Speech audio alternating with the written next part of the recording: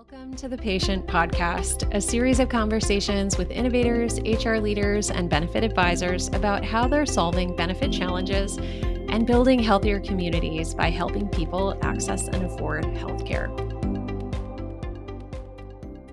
Hi there, I'm Laura Cave, and today we're excited to welcome Dawn Beaudin, VP of Benefits for Hyatt, for a conversation about how they use benefits to break down barriers to healthcare access and affordability. So by way of introduction, Dawn has been the Vice President of Benefits for Hyatt since 2013, with responsibility for the strategy and oversight of Hyatt's global benefits programs. She joined Hyatt in 1983 and has held various positions with the benefits and compensation functions in the organization. She holds a bachelor's degree in industrial organizational psychology from the University of Illinois and a master's degree in human resources management from Loyola University, Chicago. She is passionate about finding ways to break down the financial, emotional, and physical barriers that prevent individuals from being their best selves and recognizing their true potential. Dawn, I'm so excited for this conversation. Welcome to the show. Thank you, Laura. I am so excited to be here. Looking forward to the conversation. So first off, I have to say, and this is hats off to you and your team, Hyatt has a fantastic reputation for their benefits program. So I wondered if you could start us off by talking a little bit about what is your philosophy about what makes for good employee benefits, and tell us a little bit about where that fits in Hyatt's overall business strategy. Yeah, absolutely. It's interesting when you say the word good, right? I think good is really in the eyes of the beholder, right? So when I think about our perspective as an employer, as a plan sponsor, it's about providing programs that employees value, programs that will allow us to spend our money wisely and result in our colleagues getting good quality healthcare, and resulting in better health outcomes. For employees, I think it's probably a little bit simpler. It's about having benefits that they find valuable and that provide them with the support that they need when they need it, right? Knowing that it's there for them when it's necessary. For us, we have an amazing organizational purpose. It's to care for people so they can be their best. And I absolutely love that purpose. It resonates so strongly with me. And I love that it works across not only how we take care of our guests, but also how we take care of our colleagues. We aim to provide benefits that care for our colleagues and their families so that they can be their best each and every day. And this includes providing programs, resources, and an overall work environment that helps them take care of their physical, financial, and emotional health. We believe that if our colleagues feel cared for, we know they're going to take care of our guests. So it's a win-win. That's really great. I love the connection between hospitality and caring for not only, your own team so that they can care for your guests. That's huge. And I can tell it's part of the ethos and the culture that you're building. It's really great to see such a direct connection for benefits within that It is. goal. You don't always get that within an organization, and it is wonderful. I mean, hospitality, right? We're built around taking care of people, so it just flows so naturally. And our colleagues have such a passion for caring for people themselves that, quite frankly, they often forget to take care of themselves. So it's a big part of what we do. It's constantly telling people you have to take care of yourself in order to take care of the others around you. So we believe in that very strongly, and it's a message that comes across loud and clear all the time. That's awesome.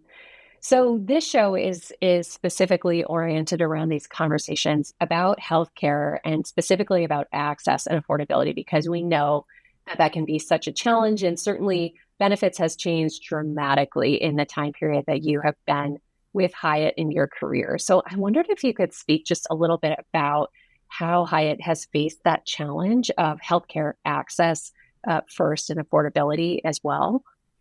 Yeah, it's a huge issue for us. And, accessibility, affordability, and equity are really the three main tenets of our healthcare strategy. So we know how challenging navigating the healthcare system can be. And yes, absolutely, over the 30 years that I've been doing this, it has changed dramatically, right? You can't just go to any doctor you want to, whenever you want to, right? There's all kinds of rules and things that you have to follow. And the healthcare systems are incredibly complex. So we want to make sure that we help people to navigate that system and ensure that everybody is able to get the quality care that they need when they need it.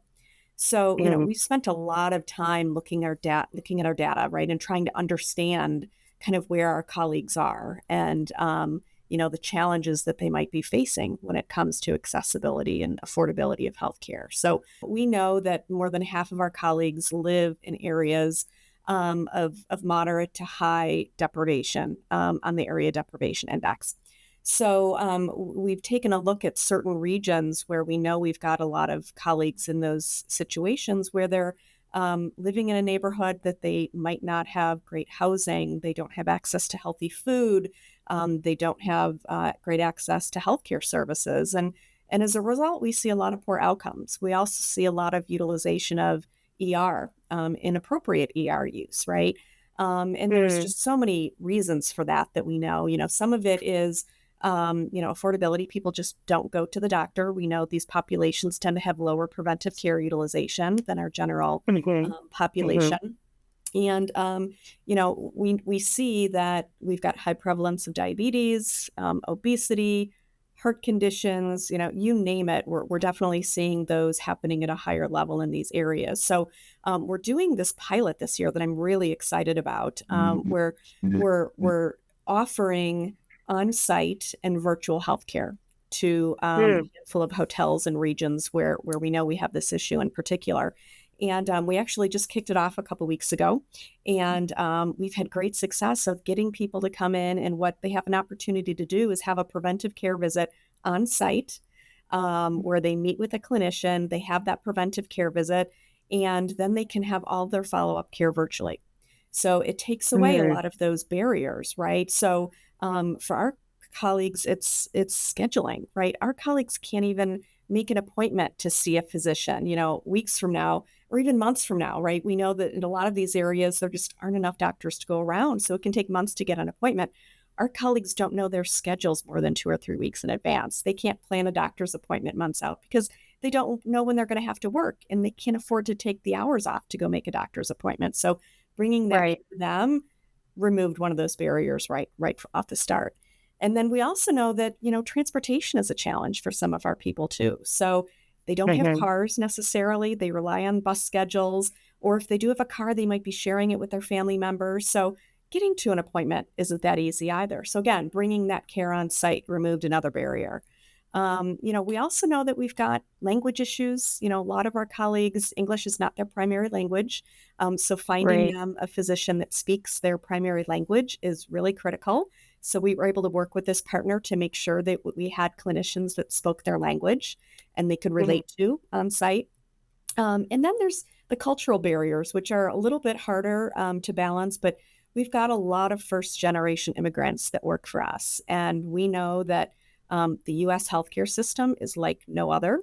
And people don't often go and get preventive care outside the US. It's not a thing in a lot of right. countries. Right. And so, their usual, their way of getting healthcare is they wait until they're sick and then they go to the hospital, right? And so I think we're seeing that playing out in our data. So again, trying to get them connected with a physician, we really think is critical to try to break down some of those issues that we're having in those regions. So I have to say, we've had a couple weeks of doing these on-site visits, and it's gone phenomenally. I mean, we had so many people that were willing to take time out of their day to have a visit. And unfortunately, we caught some things, right? We had people that were actually sent to the emergency room because their blood Wow. pressure was so high, or they had some kind of issue that they really needed immediate care. And I hate to think about what might have happened if those people hadn't gotten this care. So I really think that, breaking down that barrier of accessibility is really, really important. And Mhm, I forgot to mention this was free, right? There was no cost for them to see these doctors. So okay. no out of pocket Yeah. cost. They didn't have to go anywhere. We brought the care to them. So I think it was a fantastic example of how you can break down those barriers of accessibility and Mhm. affordability and get people into the system, hopefully, to take care of themselves. So really excited to see how this plays out. And hopefully we've developed some long-term relationships that people can have with these providers going forward. I love that. I think that's great. I'm curious, I mean, from what you've heard so far, how much of that do you think was a true preventive visit versus sort of a early treatment diagnostic visit that maybe had been put off due to these lack of access issues? And that's a great question. I don't know. I don't know that yet because we don't have the data. It's too soon, but I do anticipate that might be like 50-50, right? We've got some people that it Mm-hmm. really, nothing was wrong. They just kind of wanted to get connected with a Yep. doctor. And then others that probably knew that, they've had something going on for a while and they just, for whatever Yeah, reason, didn't get the care that they needed. So in a couple of weeks, we'll have more data to know kind of what that looked like in our population, and hopefully we'll see engagement ongoing with virtual care because all of their follow up, all of their virtual care they have, everything is free to them. So there's no copays, no out of that's pocket awesome. costs. So really no reason why they shouldn't use it. Yeah, that's awesome. Was this program primarily for the hotel staff, including the hourly folks? I know you have such a diverse workforce, right? You have salaried employees, you have hourly workforce. Can you just speak a little bit about that? Because I think that might be kind of instructive or helpful for folks listening. Yeah, absolutely. So this particular pilot was for a handful of hotels in a couple Mm-hmm. of our Texas markets, but it was for Mm-hmm. anyone at the hotel. So hourly salary, Okay. anyone at the hotel that was benefit eligible. So basically, who was considered a Yeah. full-time employee. Right. And I think we got a pretty wide mix of people, from what I understand. So a lot of hourly colleagues, but we did have some salaried individuals as well. So it was open to anyone. When I look at our overall population, we're probably split about 65% hourly, 35% salaried. And Mm-hmm. so, we really have, and then when you talk about our corporate population, that's largely the salaried group as well as the leadership in the hotels. And their issues are very different, right? Their reasons for not getting care might be because they're afraid to, like, they don't want to know what's wrong with them, right? They might, Mm, they probably don't have the financial and the transportation issues and some of those other barriers, but there's a lot of reasons. We know we've got plenty of people, even among our salaried population, that don't get care or don't get the right care when they need it. So it's a problem no matter what your level within the company. yeah. Yeah, that makes a lot of sense. So I'm just curious for any HR leaders or benefit advisors who are listening to this, if they suspect that there is a group of employees or a slice of employee population that really isn't accessing care, what advice would you share with them? I think number one is to start by understanding your population as much as you can, right? We can't make assumptions that we know what's going on with them. And using the data that you have to try to understand that is first and Hmm. foremost where you need to start. But then asking questions, right? Survey your population, talk to your HR leaders or managers that you have that are closest to the bulk of your employees, and really understand what's going on. And then the next key is, what can you do to meet colleagues where they are, right? So, I Hmm. mentioned the pilot we're doing, but we're doing a lot of other things that are bringing care out of the traditional brick and mortar Mm. facilities and bringing it to them. So, other examples of things we've done, we put in a digital physical therapy solution. So individuals don't have to go to multiple sessions of multiple therapy because they've got a sprained ankle or they've got back pain or whatever it is. And it's been wildly successful, probably one of the most successful implementations that we've ever had. Mm. And we're already seeing the data that shows that we've got reductions in pain, and hopefully that leads to greater productivity, right? And less Yeah. presenteeism and all of those things tied to it. But that's another example of how we brought care to our people. We've also, really tried going into the affordability area, and we put in a surgical center of excellence last year where if colleagues use these COEs, they get they get free surgery, right? There's absolutely no out-of-pocket Wow. expense if they use these centers of excellence. And we've had tremendous heartwarming stories of people that have come to us and said, I couldn't afford to have this if it weren't for this benefit. Right? Right. So Right. when you think about people that have been in pain or suffering for years and not being able to have a treatment or some type of surgery that they needed, and it's really tragic to think about. So again, looking at ways, and that's been wonderful because not only have our colleagues saved money and been able to get the quality care that they need, but we've saved money because we've gotten great discounted rates Right. for these surgeries. So it was a win-win, right? So Right. We've for years talked about, the proliferance of high deductible health plans, right? And Hmm. I will tell you personally, I am not a proponent of them. I think that they can work great within certain organizations, and certainly if you're a white collar organization where you've got a lot of higher wage earners, a little more savvy, that want the ability to save in an HSA and have that financial component that can be great. Great, it can work. Or if you're young and healthy and don't need healthcare, great. But for a population like ours, it's just going to leave people in a position where they won't be able to afford care. They can't afford the high deductibles. Right. You're not going to save money in an HSA, right? So the whole idea of consumerism, again, I think it might work for a certain segment of the population, but it goes back to knowing your population. And I don't believe that for That's a right. particular population, 65% of which are hourly, a lot of people that English isn't their primary language, a lot of people that are new to this country, just a lot of people that are struggling in many ways. I don't think that those types of programs make sense. So it's really looking at, not only the programs you provide, but the overall strategy and the plans that you provide, making sure that that's not presenting barriers to affordability and accessibility as well. Yeah. Yeah, for sure. That makes sense.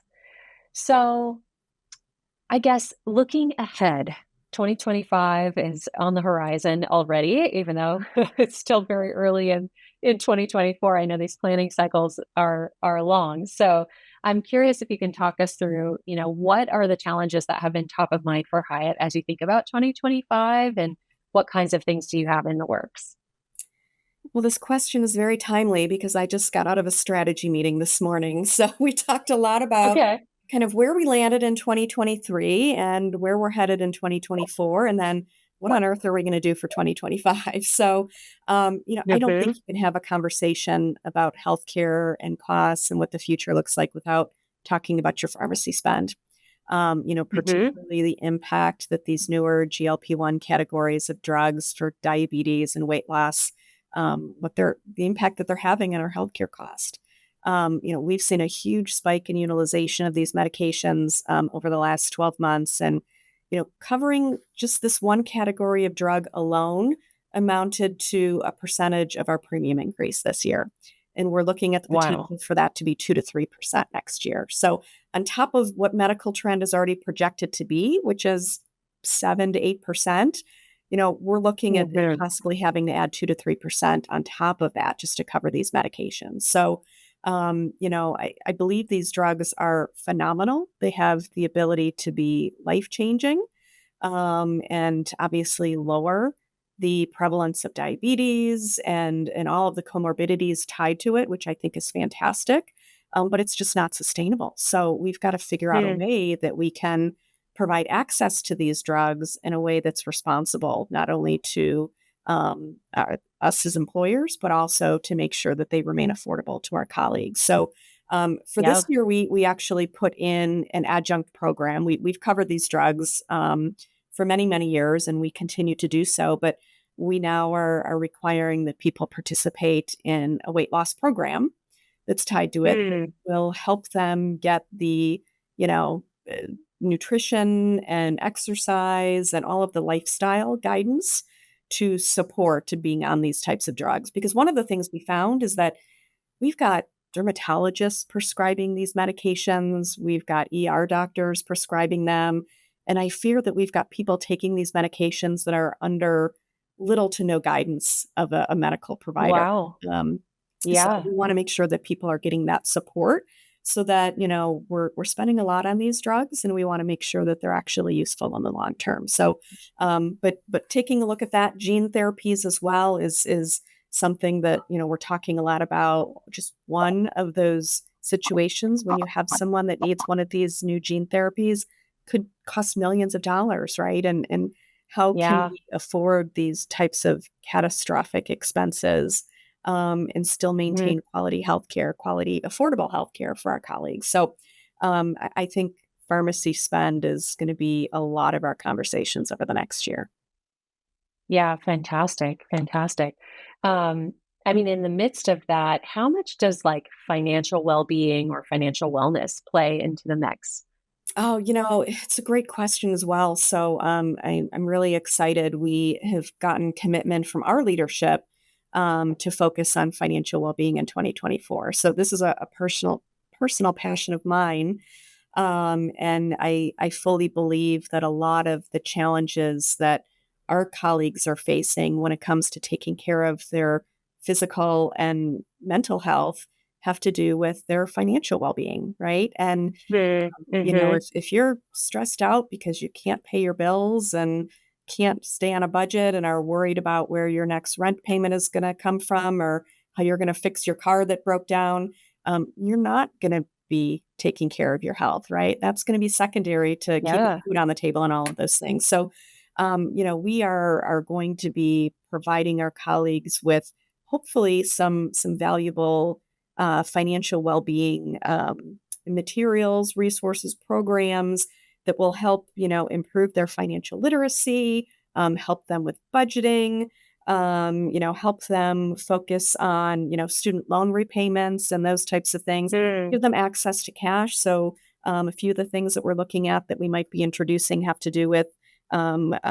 wage access or, affordable loans, things like that, ways to make sure that people are able to look after their financial health so that it's not impacting their physical and emotional well-being.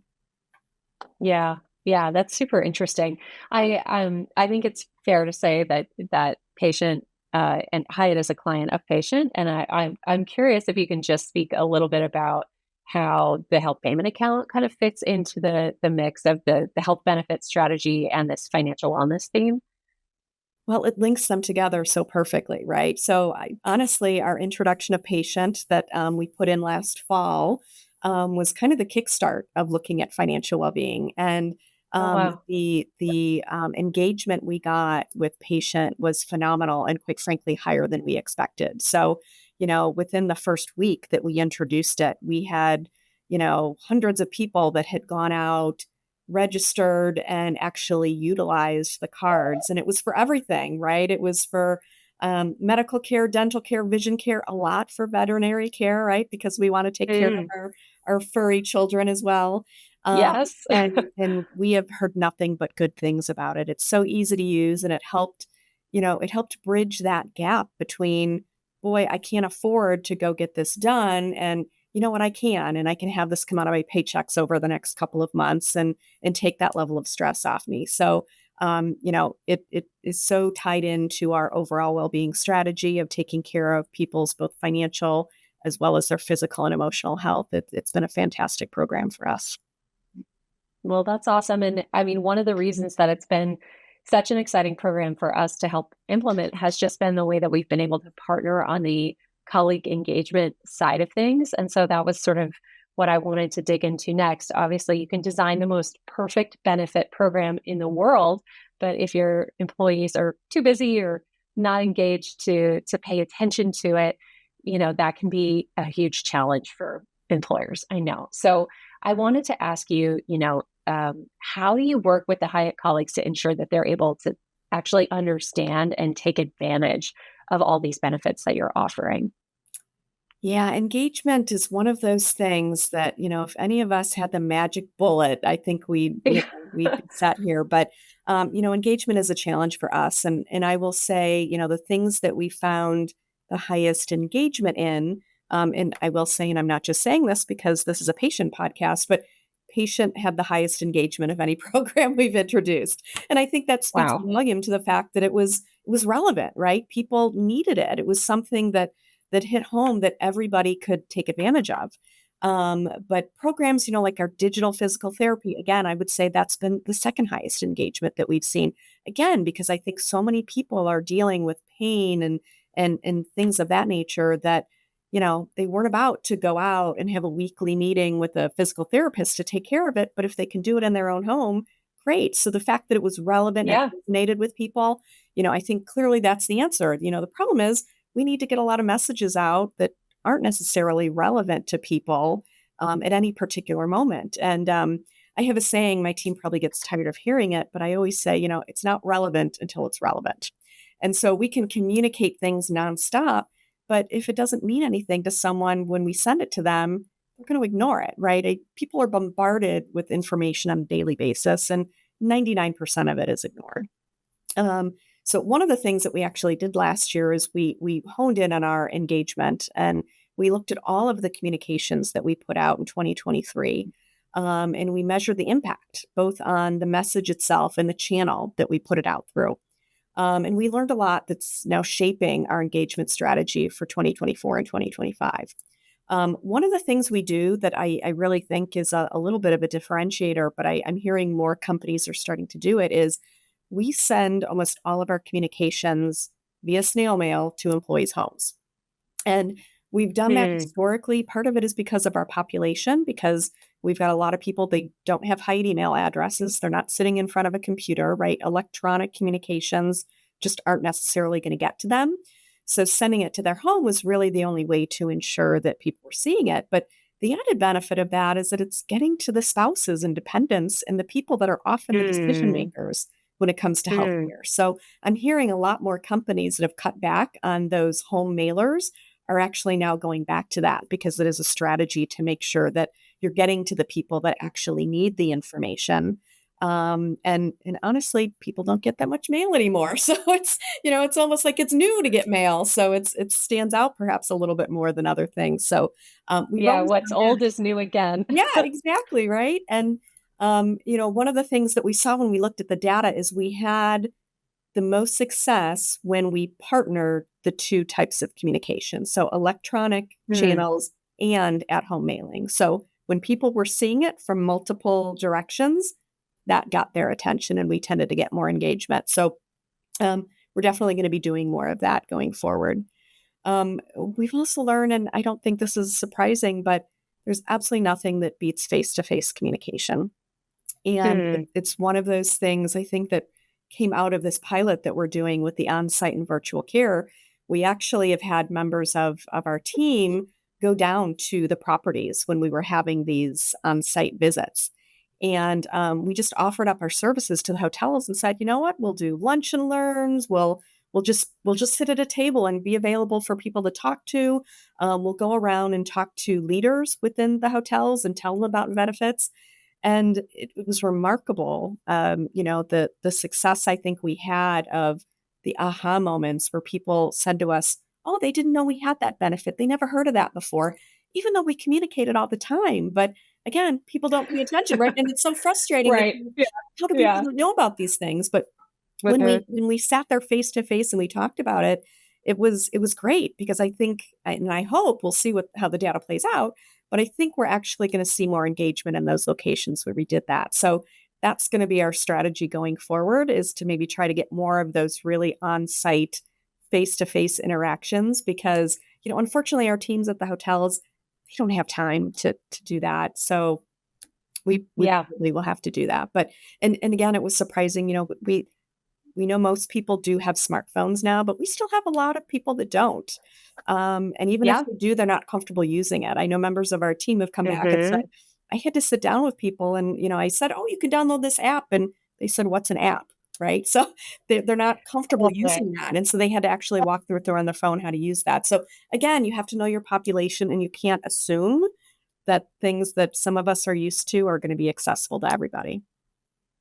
That's right. I mean, that really lines up with what we've seen in our experience of introducing Paytient across a few thousand employers.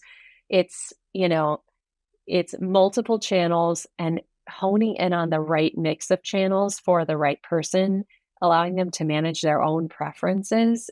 We'll find that some folks really appreciate the immediacy of SMS, because the link is right there on my phone. I can go back to it. It's very easy to find. It doesn't get buried in my inbox, versus others who, like you say, are very,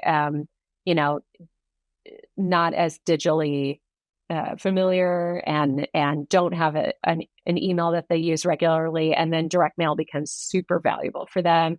And likewise, when we're able to do those open enrollment meetings, those are the times when people really understand, oh my gosh, this is what this means for me and how I'm going to use it in my life, and having an opportunity to ask a question. In this work from home world, I feel like it's a good reminder that sometimes face-to-face is so Yeah. valuable. Yeah. I wish we had the bandwidth to meet with each and every colleague face to face. I think we could really make a difference, but Right? it's been Yeah. challenged for many reasons.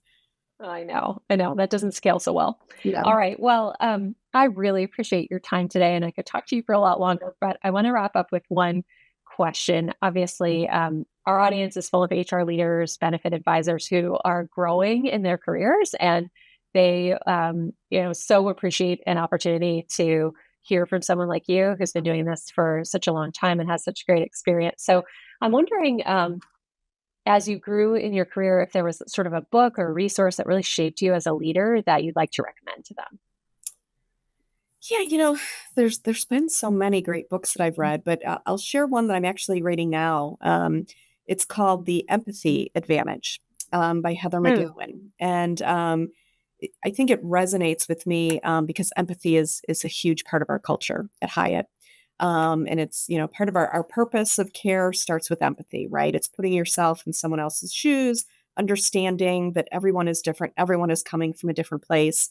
And we have actually a great saying that empathy plus action equals care, right? You can't have empathy Hmm. by itself. You've got to do something about it to show people that you care. Right.